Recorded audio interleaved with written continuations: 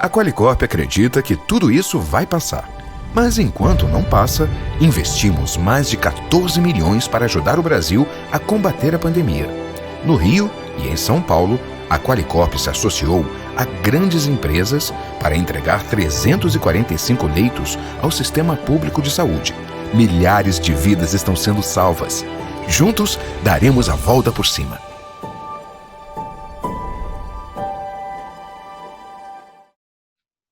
Bom dia, amigos e amigas. Uma grande alegria estarmos nesse evento que é paradigmático e que marca a entrada da OAB em novos tempos, tempos pós-pandemia, onde o enfrentamento das questões de grande relevo na sociedade se fazem necessárias sua abordagem, entender o hoje e o amanhã. E no direito empresarial, que é um segmento de grande importância para a economia do país, para a organização econômica, se faz também sentir. E hoje nós estamos aqui com dois craques, duas personalidades que dominam grandemente o tema, que é o Favete e o nosso amigo Francisco Caputo, conhecido por Kiko, que vai iniciar agora esse nosso...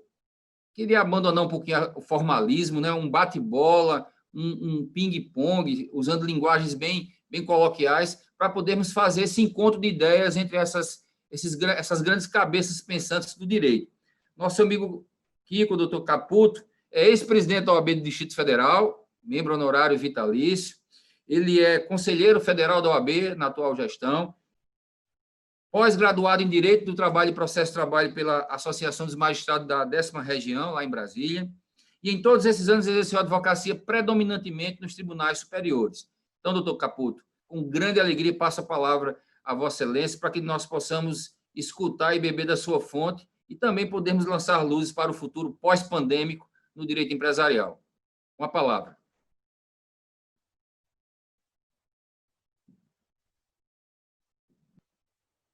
Presidente, muitíssimo obrigado pela generosidade das palavras. Uma alegria estar nesse painel aqui com o senhor e também com o doutor Rafael Favete, um amigo de longa data, uma inspiração para a advocacia, honra muito a OABDF tê-lo como seu inscrito, apesar da sua origem paranaense. Mas já está fixado aqui em Brasília há muitos anos, então a gente já o assume como brasiliense e membro da nossa OABDF, a quem ele já prestou relevantes serviços.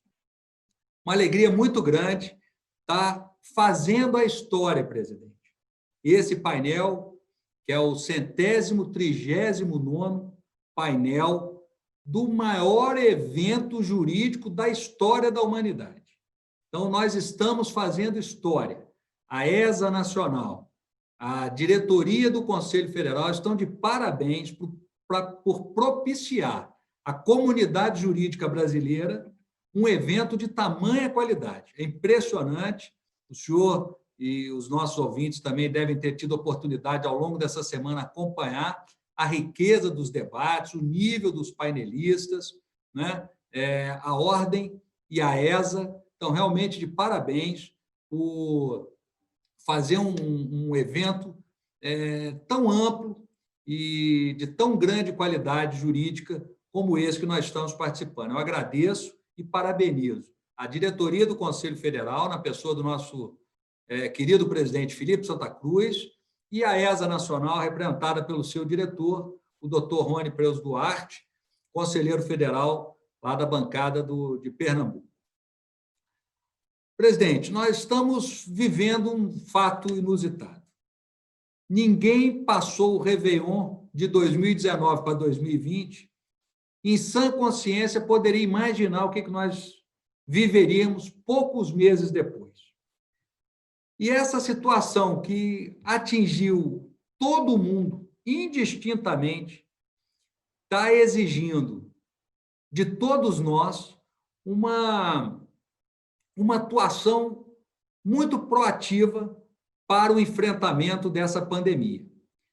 Como eu falei, o coronavírus ele não distingue classe social, gênero, nacionalidade, e o enfrentamento exige uma comunhão de esforços, uma união que talvez jamais tenha sido vista no mundo. Nós estamos efetivamente com um desafio enorme à frente. E, no nosso caso, da advocacia em particular, nós que já temos, por determinação legal, uma obrigação da construção do Estado Democrático de Direito, num momento como esse, em que afloram ainda mais os conflitos sociais, né, a advocacia tem um papel ainda mais predominante e ainda mais determinante. Então, eu não sei se o Favete concorda, mas o desafio para a advocacia é imenso, porque o efeito da pandemia nas relações sociais e principalmente nas relações econômicas, ele é devastador. E isso vai exigir dos agentes econômicos, orientados pelos advogados, uma postura completamente diferente da que tínhamos há 3 meses atrás. O Brasil tem uma taxa de litigiosidade altíssima. Quem milita na advocacia contenciosa sabe como é que o nosso judiciário está abarrotado. E num momento como esse, como eu falei, de agravamento dessas relações sociais, a consequência é o abarrotamento do já tumultuado Poder Judiciário brasileiro. De modo que exige também de nós, falando em rápidas linhas, também o desafio de achar soluções alternativas para esses conflitos. É importantíssimo que a advocacia tenha em mente do seu papel de promoção da paz social, promoção das relações sociais e, principalmente, nesse momento, das relações econômicas, porque é inegável a repercussão da pandemia no ambiente econômico, a desordem que ocorreu com relação aos contratos, né? As obrigações que, com certeza, se tornaram excessivas, né? Então, isso tudo vai exigir da advocacia uma visão nova, desafiadora, mas, principalmente, proativa na promoção dessas soluções. Rico, eu Aqui queria no fazer escritório... uma pergunta para você. Tomando por base tudo isso que você colocou, você me instigou a fazer uma pergunta. A cultura da mediação, ela ainda não se instalou por conta dessa formação litigiosa que nós temos nas faculdades. Como é que você vê agora a política e a cultura da mediação ou da arbitragem, mas acho que a mediação de uma maneira um pouco mais ampla, nesse cenário pós-pandêmico? Como é que você vê a necessidade da advocacia se portar perante a cultura da mediação como forma de solução rápida dos conflitos? Isso, presidente. Perfeito. A sua pergunta, ela praticamente se esgota em si mesma, né? Primeiro, com o diagnóstico do nosso ensino jurídico. Nós temos várias cadeiras de processo e somos ensinados nos bancos universitários a brigar, né? Realmente, esse diagnóstico já feito e, a meu ver, perfeito, ele precisa gerar uma mudança de filosofia no nosso quadro curricular. Mas também o senhor falou com muita propriedade que esse momento em que o judiciário já está, de alguma forma, esgotado, os recursos públicos são escassos, não é? A gente não tem como aumentar, por exemplo, o número de serventias judiciais, a gente não tem como nomear mais juízes, porque o orçamento não permite. A advocacia tem necessariamente que partir para essas formas alternativas de conflitos. A mediação ela é fundamental nesse momento. A arbitragem, que já foi um instrumento muito célere, hoje também já começa a ter um certo congestionamento também e muita judicialização do seu resultado, ou mesmo no decorrer da evolução do painel de arbitragem, e a conciliação direta entre as partes, e por isso que eu digo que a advocacia tem um papel fundamental. Hoje mesmo, senhor presidente, e eu não vou me estender mais, porque vai ser muito bom ouvir o professor Favetti, que com certeza tem uma experiência muito mais vasta, tem um conhecimento muito maior e vai poder trazer mais luz sobre esse tema. Mas agora mesmo, neste momento, enquanto eu estou aqui falando no painel, tem um caso sob o patrocínio do escritório que está no ambiente de mediação lá em Campo Mourão, lá no estado de origem do nosso querido professor Rafael Favetti. Por quê? Porque o Ministério Público do Trabalho ele está empreendendo uma verdadeira cruzada contra os frigoríficos. Isso não é novidade, isso está sendo posto na mídia, e por mais que as empresas invistam, por mais que elas demonstrem o cuidado com aquele bem mais precioso da sua atividade empresarial, que são seus colaboradores, o Ministério Público tem instigado o Poder Judiciário com ações civis públicas, não se conforma com decisões, impetra mandatos de segurança quando não consegue as liminares que ele pretende, e isso tem vindo e abarrotado aqui o Tribunal Superior do Trabalho. O Corregedor Nacional da Justiça do Trabalho, o ministro Aloysio Correia da Veiga, ele tem adotado aquela política que foi instaurada pelo Conselho Nacional de Justiça de tentativa prévia de conciliação. Então, todas as ações que chegam para ele via correição parcial são submetidas inicialmente a essa tentativa de conciliação. E isso é uma política corretíssima, porque não dá para o judiciário arbitrar absolutamente tudo, ainda mais no momento em que está o país inteiro conflagrado. Não é? As relações sociais e econômicas, insisto, elas foram muito modificadas por esse cenário que era inimaginável para qualquer um, nem talvez o mais habilidoso roteirista hollywoodiano poderia imaginar os efeitos dessa pandemia em todo o mundo. Então, hoje, nós estamos tentando conciliar com o Ministério Público do Trabalho, dentro dessa ação civil pública, mas desse mesmo cliente e desse mesmo fato vinculado à proteção e saúde dos trabalhadores, nós já tivemos mais de 10 casos aqui no nosso escritório, fruto exclusivamente da pandemia.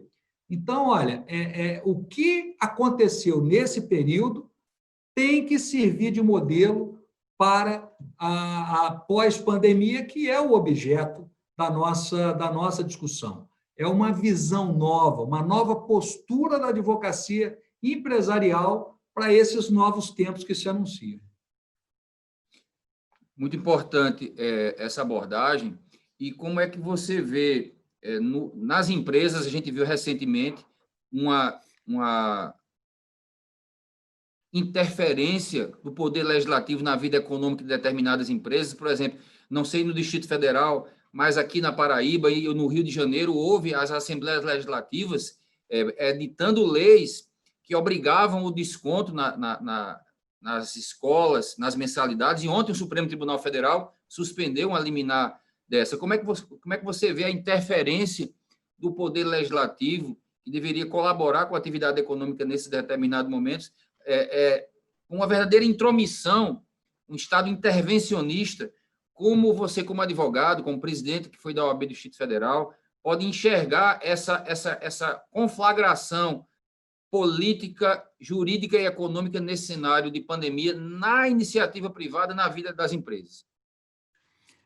Presidente, já não bastasse a crise sanitária, a crise econômica e a crise das relações econômicas, o Brasil ainda inaugurou também esse período com uma crise política jamais vista.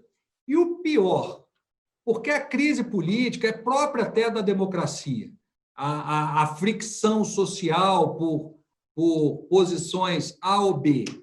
Mas aqui, a crise política, a meu ver, ela é agravada por uma falta de liderança e, principalmente, pela usurpação das competências.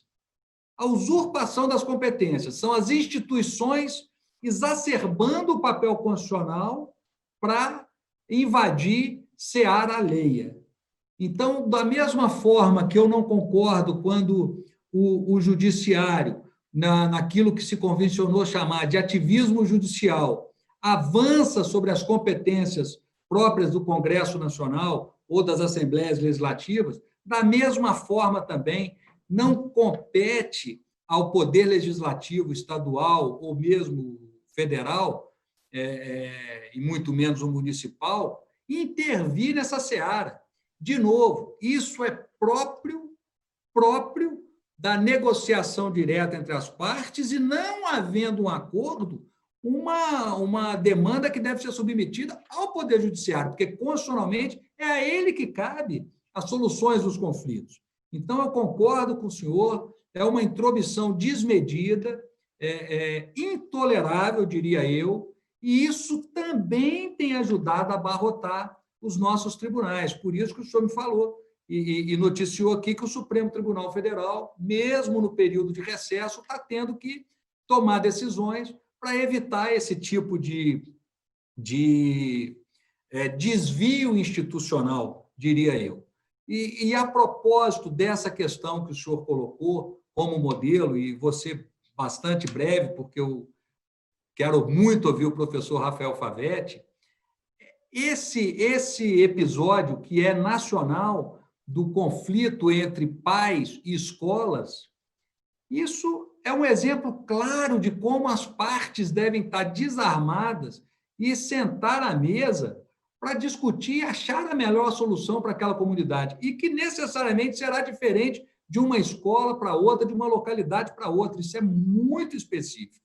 Não é? E o Poder Legislativo definitivamente não tem nada que ver com esse conflito. Obrigado, presidente Caputo.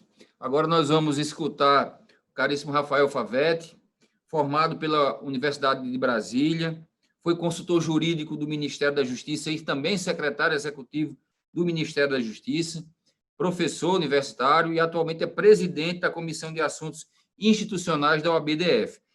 Favetti, aproveitando a fala sempre brilhante do caríssimo amigo Caputo, eu queria que você pudesse abordar também a questão do contexto político e institucional da pandemia e assuntos que são na pauta do dia, na vida empresarial e na vida nacional. Por exemplo, a Lei Geral de Proteção de Dados, a Lei de Falência, a reforma tributária, o cyberspace. Essas coisas estão muito em voga e é preciso que a advocacia possa lançar um olhar sobre isso e dizer para a sociedade qual o caminho a se adotar para, como muito bem falou o doutor Caputo, para que não haja os exacerbamentos e haja a adoção correta dentro do Estado Democrático de Direito, cada um cumprindo seu papel, ninguém se entrar na seara de outro. Queria que você pudesse nos brindar com o seu pensamento sobre isso, porque Caputo falou tanto que agora quem quer escutar muito sou eu. Obrigado, doutor Paulo. O doutor Francisco Caputo é uma liderança aqui no Distrito Federal e é uma liderança nacional também. Ele é o nosso conselheiro federal da Ordem, é uma figura não só no plano profissional, que todos nós aqui sempre bebemos da sua fonte de inspiração, mas também no plano pessoal. Quem goza da proximidade do doutor Francisco Caputo sabe o quão amigo e leal e parceiro que é esse nosso grande advogado aí, que deve inspirar, acho que todos os advogados do Distrito Federal. E vocês dois começaram com uma coisa muito interessante, que foi a questão da formação do jurista. Isso é, os dois falaram acerca do conteúdo belicoso, contencioso que existe na formação do jurista e, por outro lado, portanto, cai um pouco a verve do advogado conciliador. E eu quero introduzir uma terceira figura de advogado, que é o advogado de estratégia. É algo que a gente tem muito pouco no Brasil. Quer dizer, nos Estados Unidos, quem é acostumado com a advocacia nos Estados Unidos, sabe que lá existe um escritório chamado fixer. O fixer é como se fosse o conciliador aqui. É alguém que não quer levar para o contencioso, é alguém que busca com a outra parte uma conciliação prévia. Mas também tem o advogado de estratégia. E o advogado de estratégia, nesse mundo pós-pandemia, eu acho que vai crescer tremendamente aí a sua valorização. Porque de tudo que o senhor falou, doutor Paulo Maia, é basicamente isso. Ele vai ter que estar basicamente antenado com esse mundo do ciberespaço que a gente está vivendo e que, no mundo pandemia, foi o mundo que mais cresceu, né? Os dados da realidade nos mostram isso. E a dúvida é se no mundo pós-pandemia nós iremos voltar a um mundo mais ausente do ciberespaço como estávamos antes. Acho que não, quer dizer, toda a perspectiva tem, e vários colegas advogados me falam, Favete, aprendi que trabalhar de casa eu rendo mais. Você tem uma ideia? Ontem, o governo da União disse que vai regulamentar para todo mundo o home office, que servidores da União tinham que entrar na justiça para ganhar. E mais, juízes negavam, porque não entendiam o que era isso. Todo mundo achava que trabalhar em casa era férias. Então, veja, no mundo do direito empresarial, a ideia da sua casa também ser parte do seu trabalho, ok? Elencou uma série, um leque de novos negócios para empresas que não conheciam esse mundo, que geraram uma oportunidade. É claro, estamos todos sofrendo no plano empresarial em relação à pandemia. Por outro lado, toda a crise, isso não sou eu que falo, isso são qualquer manualzinho de economia que fala, toda a crise gera também oportunidade. Então, dentro do ciberespaço, nós temos aí diversas oportunidades que eu acho que nós vamos ter que estar preparados. E, claro, o advogado é essencial nessa situação, porque a LGPD, a Lei Geral de Proteção de Dados, que era para começar esse ano, foi alongada para o ano que vem, por óbvio, por causa da pandemia. Mas eu acho que, tal qual conhecer o CPC, que todo advogado conhece, tal qual conhecer leis básicas que todo advogado conhece, nós vamos ter que também conhecer a LGPD. E mais, acho que nós, advogados, estaremos mais preparados para lidar com a LGPD no início dela do que o Ministério Público, do que os juízes. Somos nós, advogados, na estratégia para com a empresa cliente, que vamos conseguir dar os nortes para o país do que vai vir ser a jurisprudência sobre a LGPD. Porque, evidentemente, os juízes vão receber as nossas petições. Então, mais ou menos assim, está nas mãos da advocacia, e aí que o doutor Francisco Caputo é 100% correto, que está nas mãos da advocacia esse mundo pós-pandemia. Quando a gente fala do direito empresarial e do direito do consumidor pós-pandemia, no viés do advogado, evidentemente, que a gente está tratando, não é só para a nossa classe, mas é para a nação brasileira, porque é através das nossas petições, é através das nossas ideias, é através das nossas estratégias, derivada dos problemas que os clientes têm, que nós vamos conseguir direcionar todo o arcabouço normativo do direito brasileiro. E, a partir daí, há uma coisa muito interessante que o senhor mesmo falou, doutor Paulo, e também doutor Francisco Caputo. O nosso raciocínio no direito no Brasil, ele é dedutivo. Isso é, a gente parte da lei para chegar ao caso, ao problema do cliente, ao problema da empresa. O que está nos ensinando a pandemia, eu acho que isso vai ficar na pós-pandemia. Nós vamos inverter um problema. Nós vamos trazer casos das empresas e das relações de consumo, e nós vamos ter que fazer um raciocínio agora indutivo para achar o arcabouço normativo que resolva aquele caso. É claro que, para o juiz, a lei de introdução às normas do direito brasileiro já dá aquelas regrinhas lá. Quando não tem lei, o uso da analogia, dos princípios gerais do direito, e por aí vai, a função social do direito. Mas acho que nós, como advogados, somos o primeiro para-choque para a empresa, para dizer que aquele caso dele, nós vamos ter que enquadrá-lo em uma norma que faça sentido para que não morra a atividade fim dele. Se o senhor me permite, quando surgiu a ideia do compliance, e que depois virou febre no direito, eu conversei com vários empresários, eles me diziam o seguinte: Favete, viu um pessoal aqui querendo vender compliance, e para eles eu tinha que acabar com o meu negócio. Eu não podia mais vender nada. Para o compliance officer, a melhor coisa é que eu não venda nada. É claro que esse tipo de profissional do direito tem que se reinventar, porque o compliance officer não pode ser mais realista do que a realidade. E, portanto, quando nós formos falarmos sobre LGPD, quando nós formos falarmos sobre N outros assuntos, nós temos que também ter na cabeça que a gente não pode matar a atividade fim do cliente, do empresário, do direito empresarial, que já está sofrendo N coisas aí em relação à pandemia. E uma segunda questão, que foi muito bem tocada pelo doutor Francisco Caputo, é que o Estado, nesse caso que ele trouxe do Ministério Público do Trabalho, é que o Estado continua sendo muito hostil à iniciativa privada no Brasil. Muito hostil. Então, veja, esse caso que o doutor Francisco Caputo trouxe me faz relembrar que a constitucionalização das relações horizontais, que são as relações empresariais, que são as relações entre pessoas que estão no mesmo nível de suficiência em relação ao ordenamento jurídico, a constitucionalização das relações horizontais, ela tem que pensar, basicamente, em duas coisas. A primeira, a livre iniciativa. A livre iniciativa tem que ser melhor lida pelo Estado. O Estado lê, quando vai constitucionalizar as relações horizontais, como no caso que o senhor mesmo falou, de leis novas mandando fechar, mandando abrir, etc., atrapalhando a atividade empresarial, o Estado tem que entender que a livre iniciativa é um comando da Constituição também, e tem que melhor ler isso para menos atrapalhar a atividade empresarial. E, em segundo lugar, um outro comando da Constituição que é necessário, nós advogados, que trabalhamos com direito empresarial e das relações de consumo, temos que ter toda a tranquilidade para trabalhar, é a eficiência do Estado. Nós temos a única Constituição do planeta Terra que exige que o Estado seja eficiente, está lá no artigo 37, ao lado da publicidade, ao lado da moralidade, está lá, o Estado tem que ser eficiente. Nós somos a única Constituição do mundo que trata isso. E se nós pegarmos as teorias sobre direito que impactam nas relações empresariais, todo mundo fala de publicidade do Estado, moralidade do Estado, transparência, mas ninguém fala da eficiência.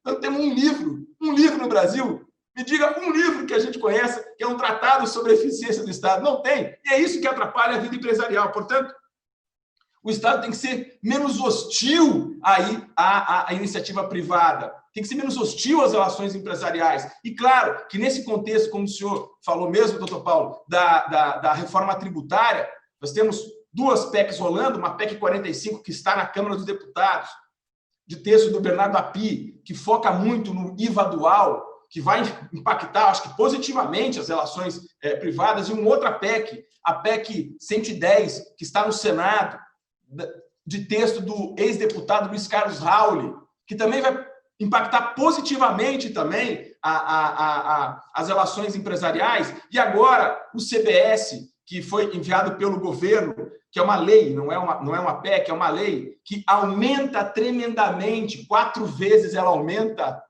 os nossos impostos como advogados, mas diminui o imposto da indústria. Nós vamos ter produtos mais baratos e serviços mais caros. Nós, advogados, vamos ser em cheio taxados aí, porque a gente sai de 3,5%, 3,65% de PIS e COFINS e vamos para 12%. Quer dizer, um aumento quase confiscatório. Mas esse é um debate para uma outra situação. Mas voltando ao nosso caso, o principal nas relações empresariais, num contexto de reforma tributária, é a ideologia da Receita Federal e não em si a regra tributária.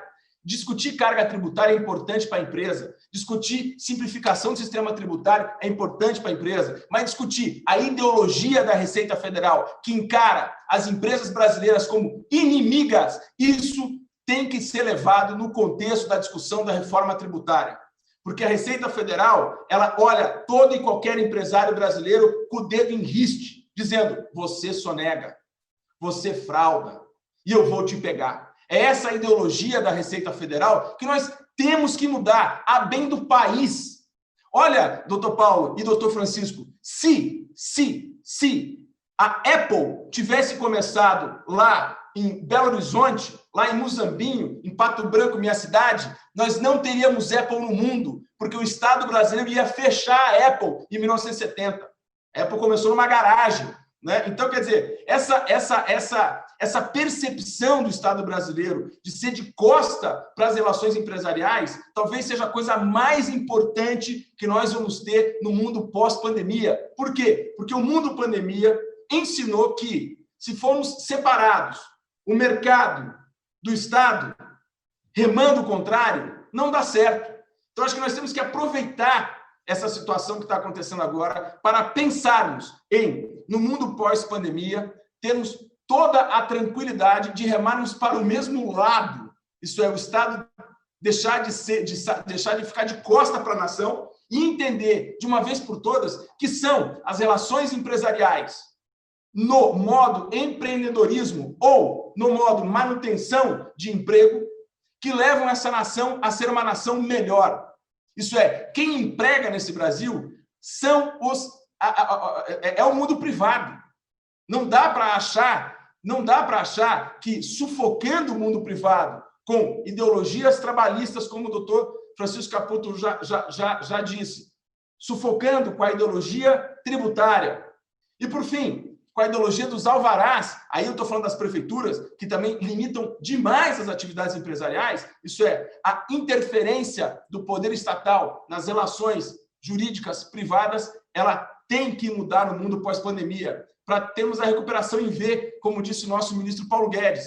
Isso é, não é só com a reforma tributária que nós vamos ter uma recuperação em V, não é só com aportes do Tesouro Nacional, com a PEC do orçamento de guerra, que retirou do Orçamento Geral da União, para a gente não ter um déficit fiscal e as nossas empresas continuarem a ter bons empréstimos aqui e no exterior. Não é só com a Selic, abaixo de 2, que provavelmente vai ter, que a gente vai recuperar. É sim também com a questão cultural. E essa não está em nenhuma norma. Aliás, o senador Anastasia, que foi relator de uma nova lei que interfere bastante também na questão da iniciativa privada, essa nova lei do senador Anastasia, que foi bastante até vetada pelo presidente Bolsonaro, mas ela não extingue prazos, ela só prorroga prazos.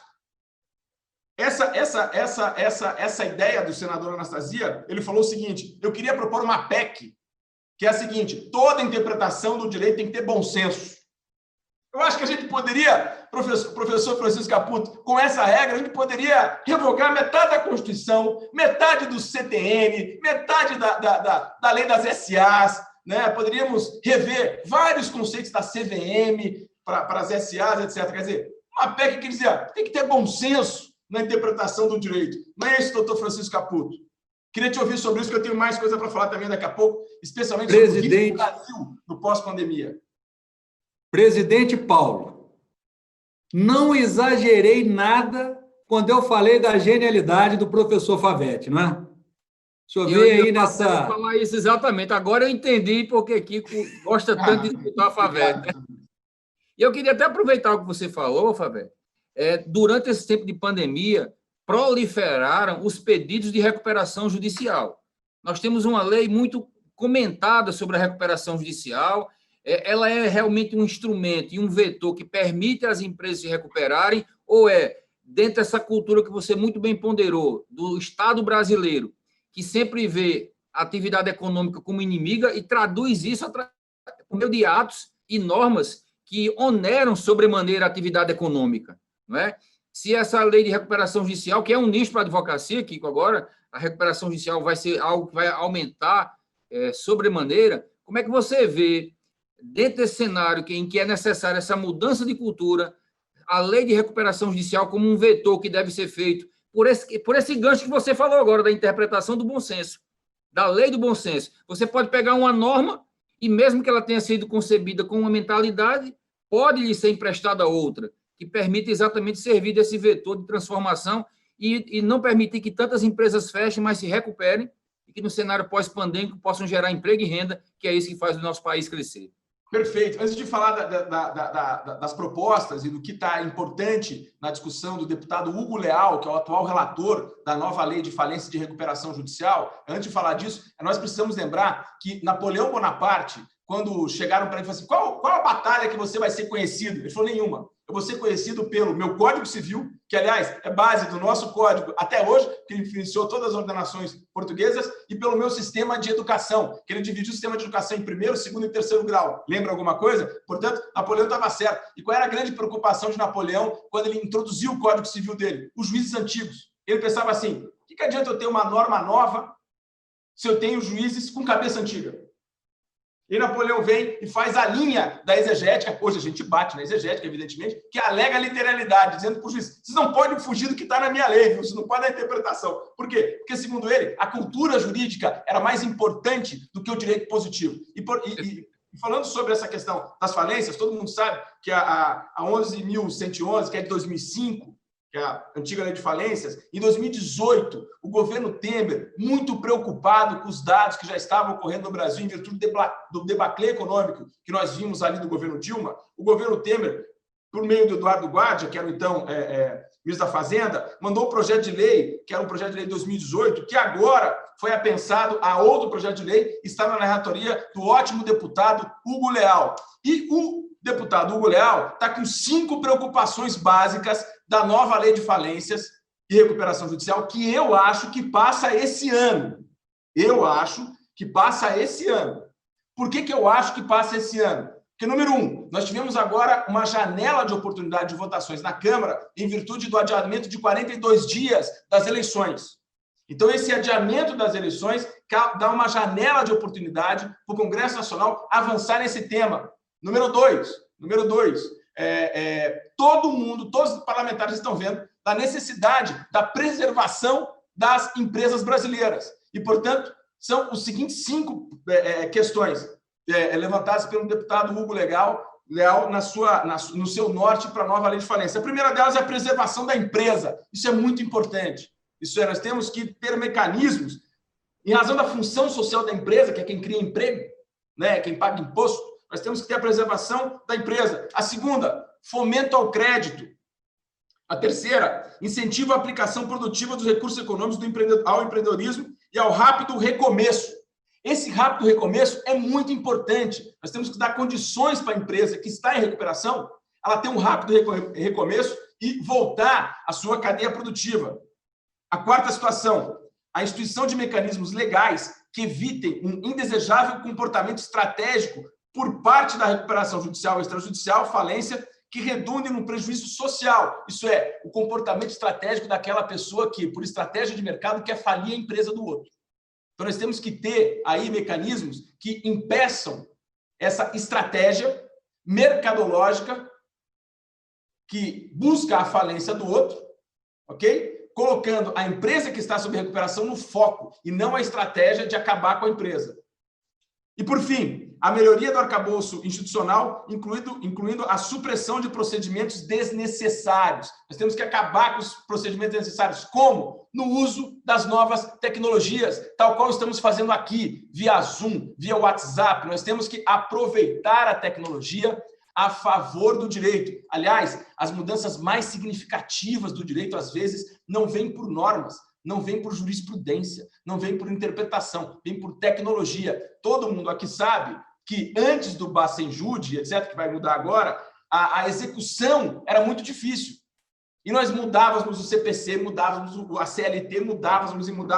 Quando veio o Bacenjude, nossa, resolveu um monte, a gente revogou um monte de dispositivo normativo. Quer dizer, nós temos que usar a tecnologia faz parte do direito. Eu acho que os professores de introdução ao direito têm que colocar mais uma variável de fonte do direito. As fontes do direito, né, que é a lei, a jurisprudência, os costumes para o direito constitucional, tinha que botar a tecnologia. A tecnologia é fonte para o direito. Tanto que no ano que vem, as empresas têm que saber de LGPD por causa da tecnologia. É óbvio que tecnologia é fonte do direito, sem dúvida nenhuma. E mais, por fim, para essa minha fala aqui em relação à nova lei da recuperação judicial. O fisco é o maior problema em qualquer recuperação judicial desse país. O fisco é um baita problema quando se fala em falência e recuperação judicial, porque ele está sobre todos, ele é um super credor que espera e diz, não, o meu primeiro. Não. O fisco tem que entrar na fila como qualquer outro. O fisco tem que entrar numa relação horizontal com aquela empresa que está sob recuperação ou falência,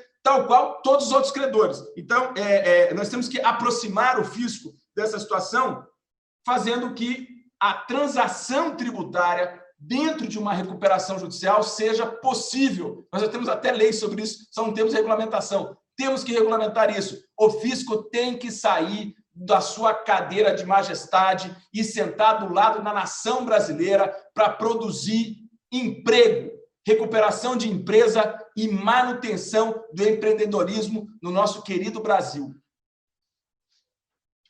Importante. Presidente, se eu me permitir... Agora. Eu queria, bom, primeiro dizer que eu concordo absolutamente com tudo que o professor Favetti falou, e ele, como eu, ele também deve ter sido aluno do nosso queridíssimo professor Zé Carlos Moreira Alves. Para mim, a figura mais emblemática do direito nacional. E a maior lição que eu tive na faculdade de Direito, quem me deu foi o professor Moreira Alves. E ela é tão simples quanto isso, Favetti. Direito é bom senso. Direito é bom senso. Como o professor Favetti falou, ontem mesmo eu tive que cuidar de um caso aqui de uma empresa que estava sendo acusada. Inclusive, é bem interessante, porque como o técnico da CGU ele não dominava bem os conceitos de sobrepreço e superfaturamento, ela estava sendo condenada por sobrepreço e superfaturamento. Bota logo os dois, porque ela não tinha observado uma tabela de insumos que é editada pelo Tribunal de Contas da União. Perfeito. Estaria perfeita a construção lógica do técnico se a tabela não tivesse sido editada após o término da obra. Então, veja, a empresa prestes a entrar numa tomada de contas especial por conta de um parecer que exigiu o cumprimento de uma tabela que não existia à época da contratação e da execução da obra. Enfim, é o famoso bom senso que falta na administração pública. E pegando também uns passos atrás da fala do professor Favetti, quando ele diz que a crise gera oportunidades, eu também, nesse aspecto, concordo, em gênero, número e grau, até uso muito um ditado popular que diz que enquanto uns choram, outros vendem lenço, né? Eu queria aproveitar, presidente, se o senhor me permitir, de falar um pouquinho também do futuro da advocacia pós-pandemia, né? Eu acho que a gente tem que ter esse olhar de esperança, né? Esse olhar otimista em relação ao nosso exercício profissional da advocacia. E pegando também o gancho na fala do professor Favetti, eu acho que as áreas de compliance, que quando nós instituímos o compliance aqui no nosso escritório, eu até brinquei com meu irmão, falei, bom, agora, quando a gente estiver num coquetel e se aproximar algum ministro supremo, a gente tem que sair correndo, porque se depender do compliance officer aqui, a gente já vai estar cometendo algum equívoco, né? De tão rígido tão rígidas que são as regras do nosso compliance. Mas a nova Lei Geral de Proteção de Dados, a própria área de compliance, o direito societário, e ontem, numa live do nosso presidente Felipe Santa Cruz, com o advogado Chico Musnick, ele usou um exemplo extraordinário. Ele falou, olha, o direito societário ele atinge o mercadinho da esquina, do bairro mais modesto da cidade, até a petroquímica mais sofisticada e com maior volume de recursos investidos. Então, o direito societário também é um instrumento que o advogado tem de atuação consultiva que pode, inclusive, prevenir os conflitos, né? E evitar que essas questões cheguem ao judiciário. Da mesma forma, o direito do trabalho, né? A advocacia trabalhista ela tem um desafio tremendo e oportunidades extraordinárias. Por exemplo, o regime do home office ele está se consolidando e de forma muito rápida. Então, a advocacia trabalhista ela primeiro vai ter que refazer os contratos de trabalho, não é? Porque agora você já não vai ter um controle de horário tão efetivo, você vai ter que ter outras medições de produtividade, não é? Como é que você vai poder acessar o seu funcionário a qualquer hora do dia ou da noite? O fato do WhatsApp, da utilização do WhatsApp, isso pode gerar um regime de sobreaviso. Então, tudo isso vai passar, como o professor Favetti falou, por uma construção inicialmente da advocacia. E mesmo depois, se eventualmente esses conflitos chegarem ao judiciário, também ali a advocacia vai ter papel preponderante na construção do que será o entendimento sobre o tema. Então, essas são áreas que eu acho que vão se desenvolver tremendamente. E uma outra área que eu acho espetacular e que o professor Favetti faz com maestria é essa área de acompanhamento institucional, de consultoria institucional, você atuar perante o legislativo na formação e na criação de uma legislação mais sólida, não é? Isso o professor Favetti faz com bastante competência também, quer dizer, é você levar a preocupação dos agentes econômicos para dentro do Poder Legislativo, porque aí sim, e a gente tem que reconhecer, o Poder Legislativo brasileiro tem dado respostas importantes. Vai ser alvo de todas as críticas e, com certeza, algumas delas são muito merecidas. Mas a gente não pode jamais negar a importância desse poder da República e o seu papel fundamental antes da crise e agora durante a pandemia. Nós tivemos votações e criação de leis importantíssimas para o enfrentamento desse período crítico da vida nacional, aliás, da vida mundial, né? Porque isso, como eu falei no início, isso não distinguiu nação rica, nação pobre, nação em desenvolvimento, nação superdesenvolvida, atingiu todos indistintamente. E tem esse projeto do deputado Hugo Leal, que o professor Favetti mencionou, e que, se ele puder, inclusive, pode explanar um pouco mais, está lá no Senado Federal, já foi votado na Câmara, se eu não me engano, e que pode trazer um alento para os agentes econômicos nesse período pós-pandemia. E aí também oportunidades de negócio para a advocacia. E eu tenho insistido um pouco nisso, presidente Paulo, porque eu acredito que a nossa audiência aqui, ela tem colegas que já estão mais estruturados na advocacia, mas temos também muitos estudantes que estão começando a trilhar o seu horizonte na advocacia e muitos advogados em início de carreira. Então, é muito importante que eles tenham essa visão do advogado não como um indutor do conflito, mas antes, como o agente responsável pela promoção da paz social.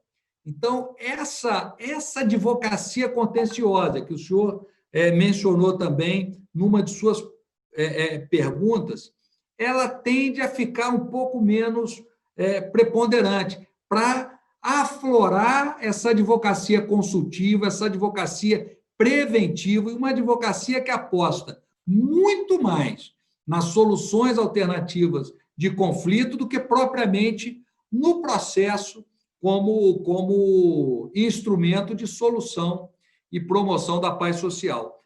Antes de eu entrar aqui no nosso encontro, extremamente prazeroso, instrutivo, sempre muito bom ouvir o professor Favetti, o senhor também, presidente Paulo, eu recebi aqui um cliente. Eu tenho 2 ações dele tramitando na Justiça Federal. Uma foi sentenciada, e logo que ela foi sentenciada, como a outra era muito próxima, em termos do que estava sendo discutido, nós fomos ao juiz da causa, levamos o precedente da sentença e pedimos uma preferência na apreciação da causa. E ele, então, nos prometeu que até julho ele daria a decisão. Ele só não falou de qual ano, porque já passaram 3 julhos e a decisão não chegou. E o empresário está com o dinheiro dele parado num depósito judicial, numa briga hercúlea com o Estado brasileiro e perdendo valor. Esse dinheiro podia estar sendo aplicado na atividade econômica, podia estar gerando os empregos que o país tanto precisa, mas não.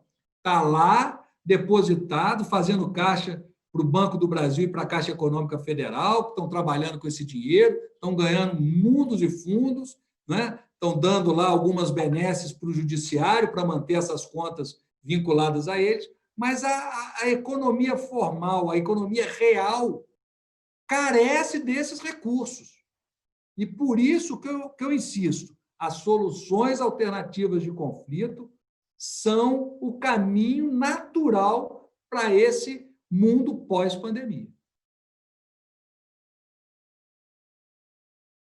O senhor me permite, doutor Paulo, só complementar essa situação aí relatada pelo doutor Francisco Caputo, que é o seguinte, o que está por trás também um pouco da fala do Kiko, do doutor Francisco Caputo, é aquilo que a gente já vem falando, quer dizer, há uma situação dentro do direito brasileiro que afeta tremendamente o direito empresarial, o direito das relações de consumo, que é a cultura de certos atores e operadores do direito que influenciam tremendamente aí toda uma planificação de uma empresa para, enfim, para fazer a sua atividade fim. Nós tivemos um caso aqui, doutor Francisco, que nós tentamos explicar para um operador do direito do Estado que Eireli não necessariamente era uma empresa pequena, que Eireli pode ter faturamento gigantesco. Ele não entendia. Para ele, Eireli era só microempresa.